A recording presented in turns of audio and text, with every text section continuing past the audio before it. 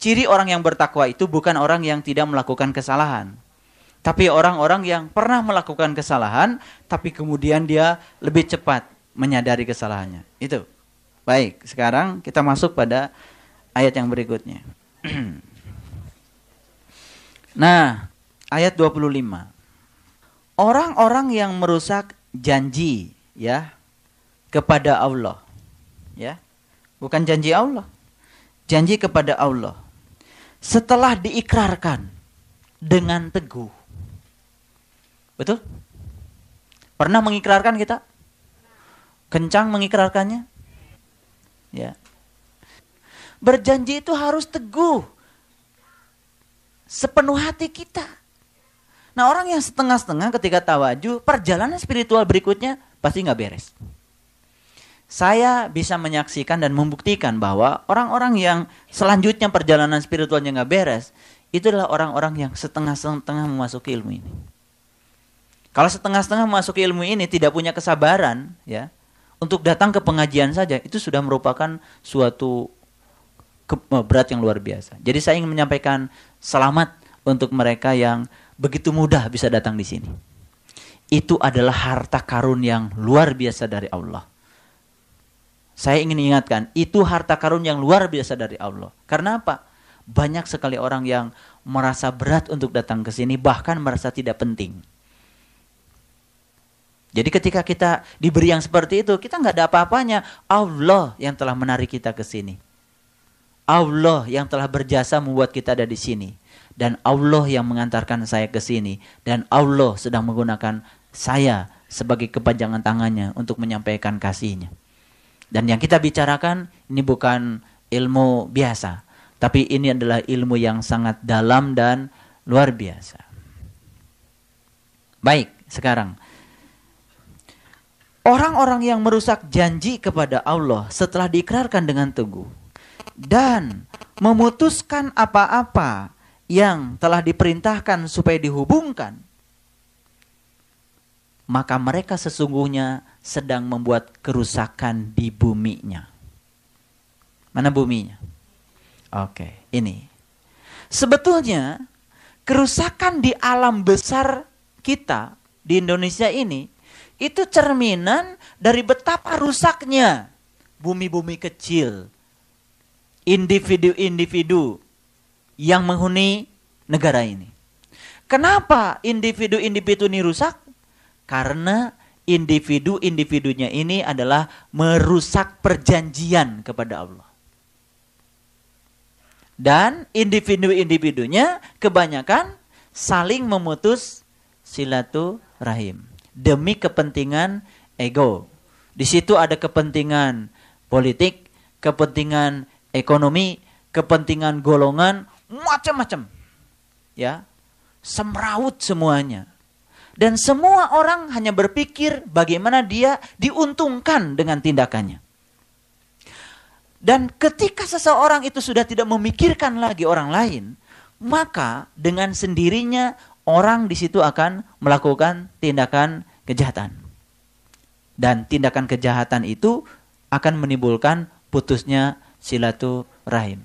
Masuk akal kalau Allah di ayat ini mengatakan orang-orang yang merusak perjanjian dan memutus hubungan.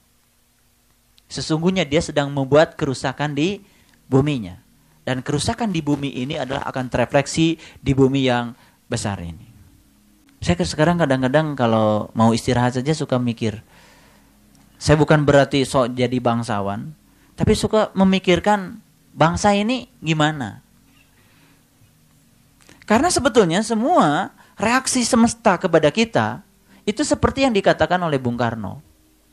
Barang siapa yang bersikap keras terhadap dirinya, maka semesta akan bersikap lunak pada dirinya.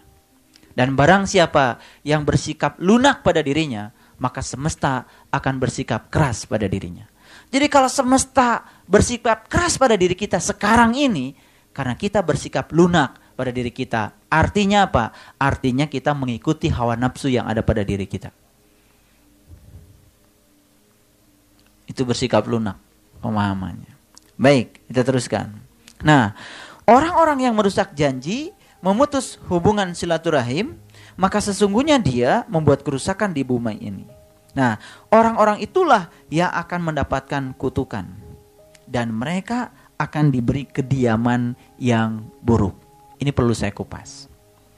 Baik, sekarang pahami kata-kata kutukan. Kutukan itu bahasa Qur'annya di sini adalah laknat. Ya, ulaika lahumul laknatu walahum su'uddar. Laknat itu bahasa Arab, bahasa kitanya adalah kutukan. Jadi kata-kata kutukan ini adalah asli bahasa Quran. Nah, ketika seseorang melanggar janji, kutukan itu yang akan dia dapat dari 3. 1 kutukan dari Allah, 2 kutukan dari para malaikat, dan yang ketiga adalah kutukan dari seluruh orang yang beriman. Itu bahasa Quran. Makanya di dalam Quran dikatakan akan mendapatkan kutukan dari yang mengutukinya. Paham sampai sini? Untuk siapa? Yang merusak perjanjian. Jadi ayat ini berbicara dalam konteks untuk orang-orang yang sudah berjanji. Ya, dan bagi mereka tempat kediaman yang buruk. Baik. Kalau ada tempat kediaman yang buruk, berarti ada tempat kediaman yang baik. Tolong jawab pertanyaan saya. Apa sih tempat kediaman yang terbaik? Kalau ada tempat yang baik, ada tempat yang buruk. Apa tempat yang baik? Kan di Quran sudah dibilang oleh Allah. Ini harus ngajawab pakai Quran.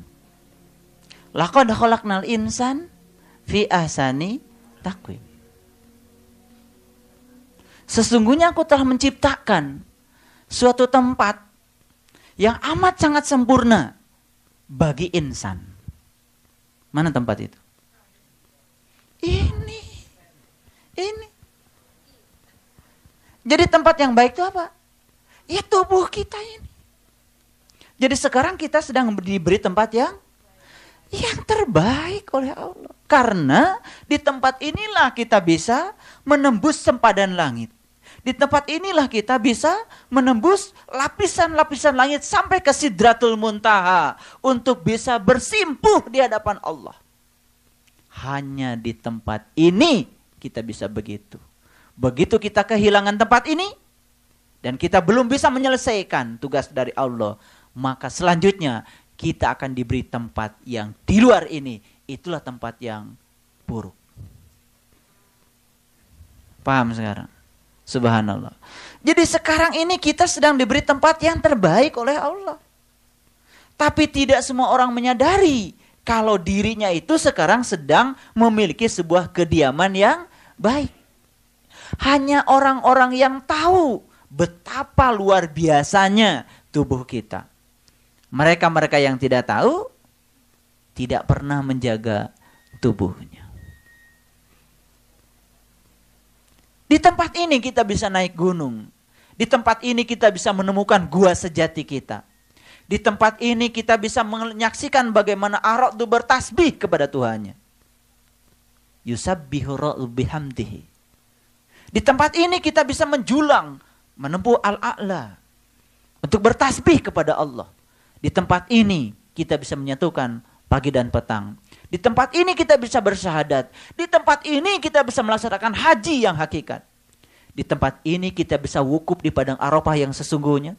Di tempat ini kita bisa bersyahadat. Di tempat ini kita bisa puasa. Di tempat ini kita bisa zakat. Semua baru kita bisa lakukan tempat ini. Begitu kita kehilangan tempat ini, kita akan berteriak kepada Allah. Ya Allah, keluarkan aku dari neraka ini. Niscaya aku akan menjalankan amal soleh yang berlainan dengan yang telah aku kerjakan dulu. Apa jawaban Allah? Tidakkah aku memanjangkan umurmu kepadamu? Dan kenapa engkau tidak berpikir? Tidakkah aku telah mengutus seorang pemberi peringatan kepadamu? Dan kenapa engkau tidak hiraukan? Cukup itu jawaban Allah. Jadi teriakan, ya Tuhan, keluarkan aku dari neraka ini. Itu teriakan di mana? Di akhirat atau di dunia? Iya, di dunia sekarang. Ada anjing ketika dengar azan, dia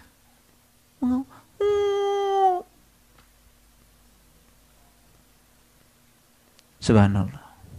Ngerti sekarang? Sekarang sudah tahu mana surga, mana neraka? Sedang di mana kita sekarang? Sedang di surga.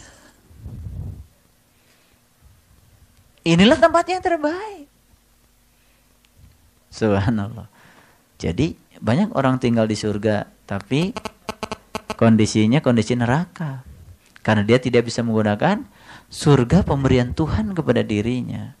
Jadi yang ini tuh tidak pernah dia lakukan. Ada tukang jam. Dia sedang berdialog dengan jarum jam. Ini namanya juga tukang jam. Berdialog dengan jarum jam yang kecil, mungil. Kemudian kata tukang jam, jarum, mau nggak kamu berdetak 86.400 kali sehari? Berat sekali. 86.400 kali sehari. Berat sekali. Udah, kalau kamu berat, gini aja deh. Mau nggak kamu berdetak 3.600 kali saja setiap jam? Wah, berat. Gimana kalau kamu berdetak 60 kali saja dalam 1 menit? Berat. Sudah, kalau gitu sekarang kamu berdetak aja 1 kali 1 detik ya. Ya sudah, katanya. Dia berdetak 1 kali 1 detik. 1 menit berapa kali? 60 kali. Tapi dia lakonin. 1 jam berapa kali? 3.600 kali. Sehari berapa? 86.400 kali. Hebat nggak jarum jam? Bagaimana dia setahun? Bagaimana dia 5 tahun? Dia terus berjalan, tapi dia tidak memikirkan. Yang penting dia berdetak sekali 1 detik. Ngerti nggak? Masa kalah sama jarum jam? Kita lebih mulia. Nggak usah mikirkan hari esok. Pikirkan saja hari ini. Nggak usah mikirin bangsa ini gimana. Begitu demam sepak bola, semua sepak bola. Gitu kan? Ya. Begitulah kita. Bagus sih. Tapi sampai semuanya menjadi lupa. Tugas hidup kita bukan menjadi juara sepak bola. Bagaimana sepak bola menjadi sarana kita untuk bisa mencapai Tuhan? Sedikit barangkali yang berpikir seperti itu. Sepak bola bisa nggak melahirkan orang seperti ini? Bisa. Yang namanya sportivitas. Coba. Kalau semua supporter sudah memiliki karakter nomor 7, kan tidak ada tawuran. Lah di kita itu supporter harus menang. Sekarang bangsa Indonesia ini sedang demam harus menang. Dan itu dideklarasikan oleh pimpinan kita. Apa kita nggak stres semua nanti kalau kalah? Tidak ada orang yang ngomong menyiapkan umat bangsa ini untuk bisa menjalani menang dan kalah dengan sikap yang sama. Ada nggak yang ngomong gitu? Nggak ada. Mulai dari pemimpin kita yang nomor 1 sampai ke bawah, pokoknya harus menang. Kata harus itu sendiri sudah mengandung konotasi stres.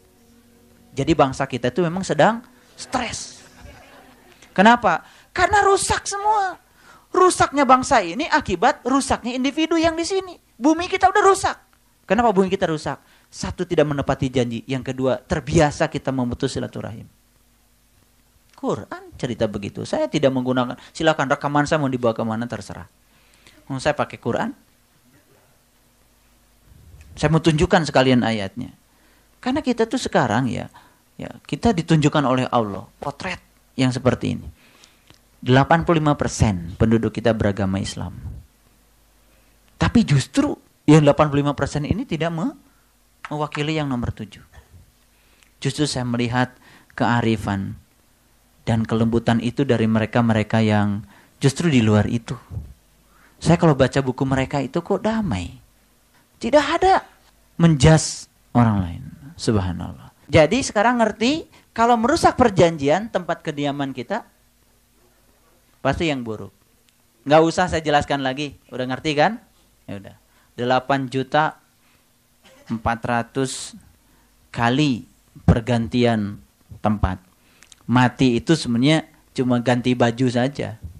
Dari baju yang satu ke baju yang lain.